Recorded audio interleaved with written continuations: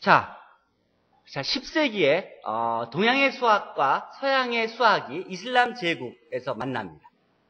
자, 그러면 아랍 사람들이 동양의 수학과 동양의 대수학과 서양의 기하를 다 모아놓고 그러면 그걸 갖고 무엇을 했을까? 수학에 아랍 사람들은 어떤 기여를 했을까? 봅시다. 자, 중세 6세기부터 8세기에 유럽은 이 중세 암흑 시기였어요. 이때는 유럽 전반이 문화적으로 침체되고 그리고 모든 게 퇴보하던 그런 시대예요. 가난하고. 이 암울한 시기에 존재하던 그리스 수학은 유럽에서는 존재하지도 않고 있는지도 모르고 다 없어진 거, 전혀 인지하지 못하고 있던 거예요. 근데 아랍 사람들이 이 지중해를 완전히 장악하면서 그러면서 이 그리스 수학의 그 자료들을 다 찾은 거예요. 이 그리스 수학의 중요한 부분들이 아랍 사람들이 그걸 발굴해서 그래서 그것을 다시 재정리하고 그것을 세계 문화유산으로 남겨준 겁니다. 이 야만스럽고 그리고 비문화적이며 이 전투민족이었던 이 아라비아인도 이제 그 큰 땅을 차지하고 경제적으로 여유를 있게 되니까 유목생활 안 하고 그리고 도시에 머물러 살게 됩니다. 그러니까 도시에 살았으니까 그러니까 멀리 몇 달씩 먹을 것도 잘 못 먹고 노동하던 때에서 하니까 운동 부족을 겪게 돼요. 그러니까 병이 걸려요. 그러니까 이걸 치료를 받아야 되는데 본인들은 의사가 없으니까 이 그리스나 로마의 의사들을 이제 스카우트해요. 높은 임금을 주고 불러요. 그 사람들이 와서 이제 치료를 해줘요.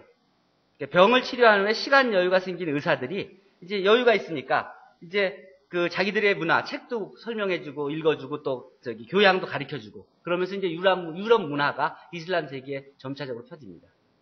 이 의사들이 수학에 얼만큼 중요한 역할을 했는지 아는 사람이 있어요? 여기뿐만 아니라 다른 나라에서도. 미국의 수학 교과서, 좋은 수학 교과서 쓴 사람들은 초창기의 수학 교과서 사람 다 의사예요. 메디칼 닥터예요. 대부분. 왜 그랬을 것 같아요?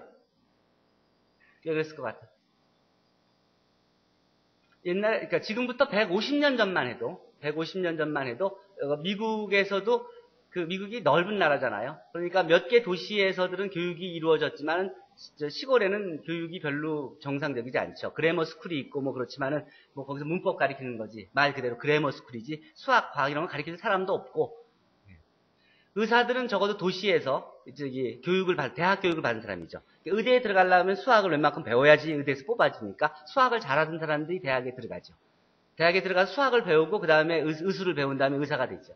그리고 시골로 가죠. 거기에 의대 졸업하면 도시에는 꽉 차 있으니까 이제 멀리 자기 고향으로 가고 더 시골로 갈 거 아니에요. 와이오밍, 몬타나, 텍사스 이런 오클라호마 이런 데로 갈 거 아니에요.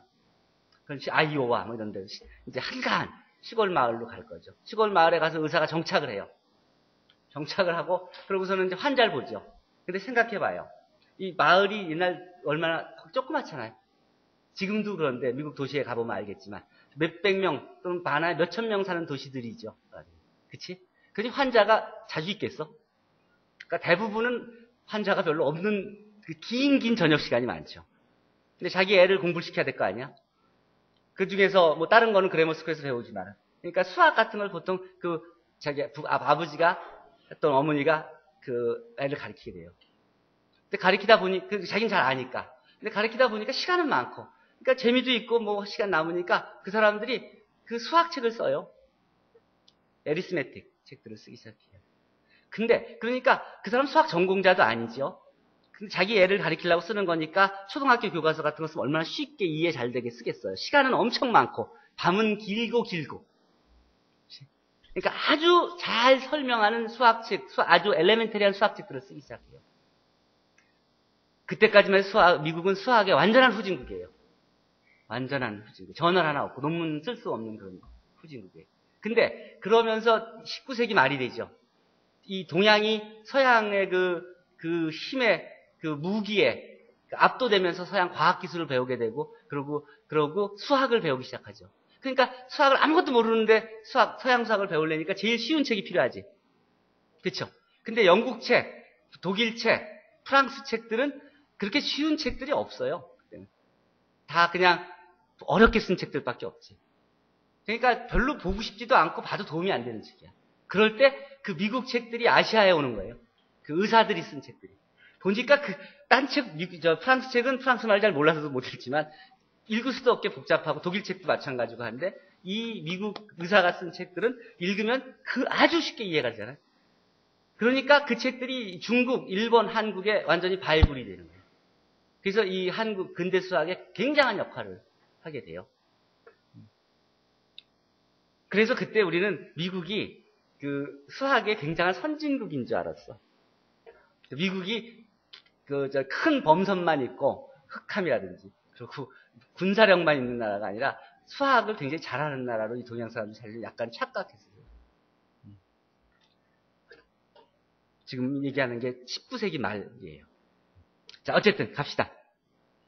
여기서도 의사들이 이제 그런 서양 문명을 전달하는 아주 기여를 하게 됩니다.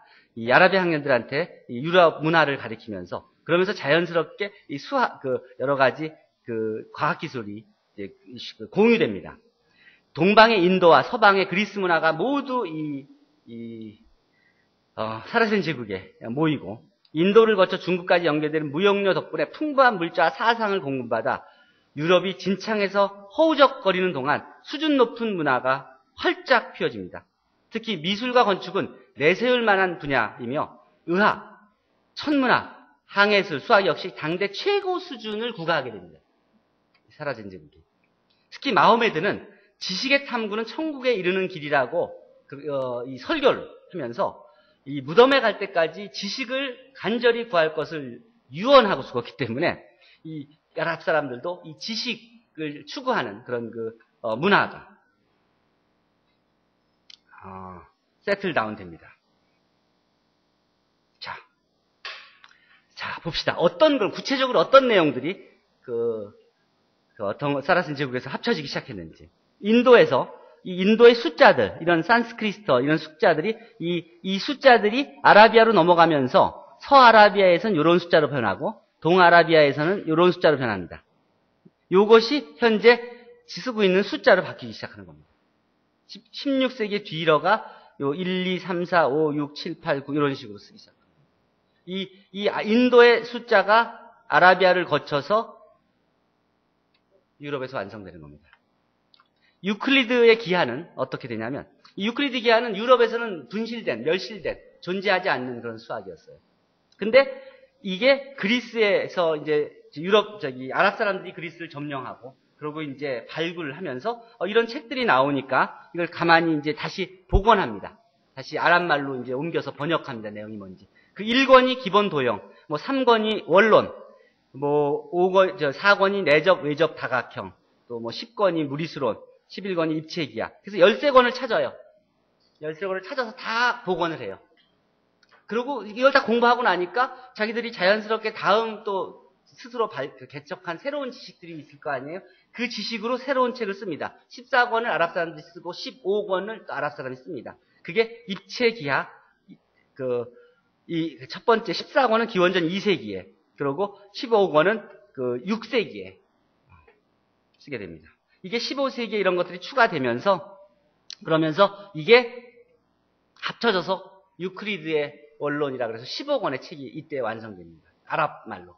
이게 그런 것이 있다는 걸 유럽 사람들이 알고 이 책을 다시 유럽 말로 번역해서 이탈리아로, 그 다음 프랑스로, 독일로, 영국으로 펼쳐 나가게 됩니다. 자, 인도와 아라비아 수학이 어떻게 오버랩이 되는지를 봅시다. 인도 수학의 전성기는 6세기부터 11세기입니다. 그에 비해서 아라비아 수학의 전성기는 9세기부터 12세기까지입니다. 요 오버랩이 되는 요 기간 동안 인도 수학이 자연스럽게 아랍 수학을 만나면서 아랍에서 꽃을 피워서 결국은 아랍이 인도 수학을 능가하게 되는 겁니다. 인도 수학과 함께 아라비아를 거쳐 유럽에서는 인도 문제라는 것이 있다. 이 인도 문제가 무엇이냐? 이게 이제 책에 있는 질문인데 이제 2주 후에 퀴즈를 볼 겁니다. 퀴즈에 이런 문제가 나올 겁니다. 이 답은 그 책 뒤에 대부분은 주어져 있으니까 참고해서 보도록 하세요. 이 문제 푼 애들이 용인외고 학생들이 이 문제 다 풀었어요. 이게 절마다 있는데. 자, 인도 수학으로 다시 돌아가 봅시다. 인도의 대수학, 그 다음 그리스의 기하. 도대체 이게 차이가 어떤 게 있냐? 아주 이질적인데. 대수는 수량 중심이고 직감적이며 실용적이고, 기하는 도형 중심이며 논리적이고, 그 다음에 비실용적입니다. 이 유클리드의 원론은 그리스가 멸망하면서 이를 계승할 민족이 없어지니까 거의 600년 동안 학문 세계에서는 모습을 감춰버립니다. 아라비아 사람들이 이런 모든 수학 자료를 수집해서 원론을 아주 프리사이즈하게 복원합니다. 그리고 거기에 보태서 14번과 15번을 자기들이 입체기하에 대한 이론을 개발한 것들을 보태서 15권의 원론을 만들어냅니다. 이것은 굉장히 중요한 기여입니다. 아라비아 사람들의. 이 아랍 사람들이 이 일을 하지 않았다 그러면 수학의 발전이 굉장히 늦어졌을 겁니다. 동양계의 업적인 인도의 대수학을 아랍 사람들은 자연스럽게 이어서 9에서 10세기, 12세기 동안 전성기를 이루게 되는데, 이 당시의 수학자가 아랍 수학자가 알콰리즘, 그중에 대표적인 사람이 알콰리즘입니다. 현재 여러분들이 쓰고 있는 이 알고리즘이라는 용어가 이 알콰리즘으로부터 유래된 겁니다. 이 알콰리즘이는 한 기여가 이 이항법의 발견인데, 참 재밌는 게 이 이항법의 아이디어는 이 저울, 천칭, 양쪽의 무게를 재는 이 천칭의 아이디어에서 나옵니다. 의사들이 옛날에 다룰 때들 이렇게 천칭을 많이 썼죠. 물건 할 때도 그래요. 이유는 상업이 발달한 민족적 특성 때문에 이 이항법을 만들어낸 겁니다. 이항과 동유항의 의미. 이 내용을 잠깐 보십시오. 이게 천칭입니다. 무게를 잴 때 이쪽에 물건 놓고 이쪽에 물건 놔서 무게가 비슷해지면 이 두 개가 같다. 예를 들어서 여기에 6개의 물건을 갖다 놓고 이쪽에는 어떤 무게를 모르는 그런 고기 덩어리하고 그 다음에 그 단위 있죠. 쇳덩어리 몇 개를 이렇게 넘겨 놓으니까 이 고기의 반을 잘라서 놓고 거기에 원래 있던 거에서 4개를 빼니까 6개랑 같아진다. 그렇다면 이 고기의 무게는 몇일까? 이런 문제라고요. 이 문제를 지금 풀면은 이렇게 2분의 1x-4 = 6 이걸 풀면 4를 양변에 더해서 2분의 1x에 2배를 곱해서 x가 20이다 이렇게 구하는 건데, 이게 이런 개념에서 나온 거예요. 이게 이항법입니다.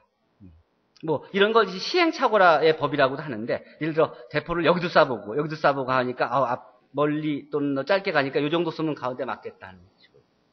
이 알고리즘의 역사, 이게 이항법을 알콰리즘이가 이제 완성시킵니다. 뒤져보니까 이제 유클리드도 그런 아이디어의 기초적인 아이디어가 있어서 나중에 유클리드의 호재법이라는 이름이 붙은 거고. 그리고 이게 20세기 초에 이제 그야말로 이런 알고리즘이 많이 쓰여지면서 이름을 부여해야 되겠다 할 때 알콰리즘을 길어서 그 알고리즘 이름을 주게 된 겁니다.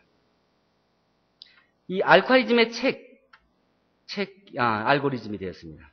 그리고 또 이 알제브라, 현재 대수학이라는 이 알제브라도 이 이름에서 이 알콰리즘의 책에서 나온 겁니다. 책의 앞부분에 알게브르라는 이런 그 내용을 자꾸 언급하게 되는데, 이 내용으로부터 그쪽 분야를 알제브라라고 부르자. 알콰리즘의 동상입니다. 이게. 그 외에도 타비트 이븐 쿠라 또는 알바티니 등 인도 수학자들, 아랍의 수학자들이 많이 있습니다. 우표에도 나와 있듯이. 또 이 오마르 카얌이라는 페르시아의 수학자이며 시인이며 천문학자의 무덤은 이렇게 생겼습니다. 수학적으로 생겼죠. 이 내용을 아랍 수학의 전성기는 중세에 이르러 서양의 수학은 맥이 끊기고 퇴보하는 데 비해서 아랍의 수학은 11세기에 이르러서 번역서를 통해서 서양에 전해지고, 그거에 가장 크게 영향을 받은 사람이 피사의 레오나르도 다빈치입니다. 피사의 레오나르도 다빈치가 가장 큰 영향을 받은 사람입니다. 그 내용에 대해서는 요 주소를 보면 컨트롤 C 한번 볼까요? 컨트롤 V. 이 주소에 한번 들어가 보시면 여기에 보면 이게 내가 피사에서 작년에 그 국제선형대수학회가 있을 때 갔던 내용인데, 이게 피보나치 버스 정류장이 있어요. 근데 이 버스에 그냥 있는 게 아니라 이 버스 정류장 바로 앞에 피보나치가 살던 집이에요. 그러니까 피사의 모습입니다. 주소에 들어가면 피사의 성도, 하나는 봐야겠다, 여러분들이.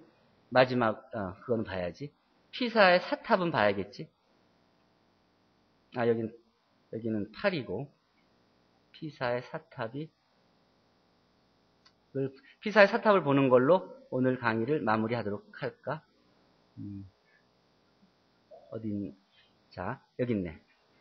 볼까요? 이게 피사의 사탑입니다.